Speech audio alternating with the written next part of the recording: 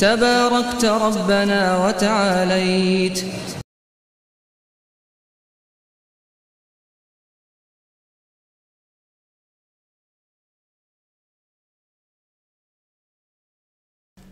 तबारकत रब्बना व तआलैत। तू बुज़ुर्ग व बरतर है, परवरदिगारा बुलंद व बाला है। इसका खुसूसी ताल्लुक़ पिछले जुमले से है।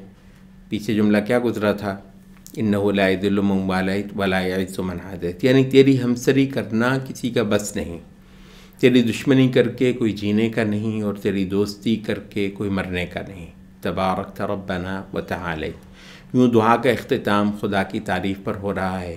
खुदा की बड़ाई करना, खुदा से जो कुछ मांगा गया था उसकी कबूलियत का वसीला है और ये बजाय ख़ुद उसकी हम्द है, यानी इबादत।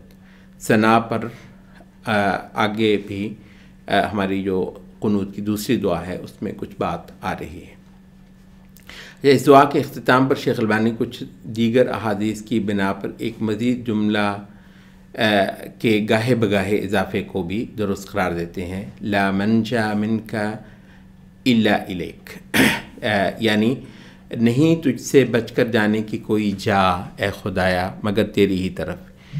यह है आखिर तक खुदा के काबू में होने का तसव्वुर, उससे छूट कर जा कहाँ सकते हैं। हमदम उसके कब्ज़े कुदरत में होने का एहसास, जिससे उसके आगे सरेंडर होने के तमाम तर रवैये फूटेंगे जब आप कहेंगे ला मंजा मिनका इल्ला इलैक, और जो कि सर तसर अब्दियत है। एक ऐसी बेबसी कि आदमी हर सहारे से आखिरी हद तक नाउमीद हो जाता है और ख़ुदा की पकड़ से बचने का उसके यहाँ इम्कान ही ख़त्म हो जाता है।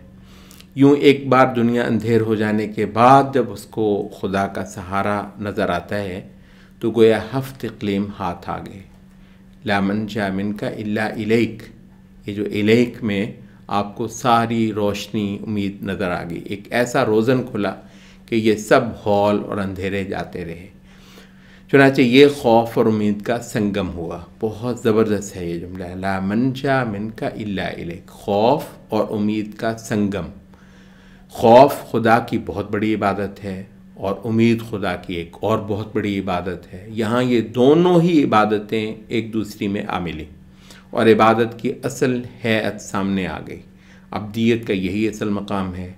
न खाली डरने वाला खुदा का हकीकी अब्द है और न खाली उम्मीद रखने वाला। हाँ, ये दोनों मिल जाएं तो असल बात है।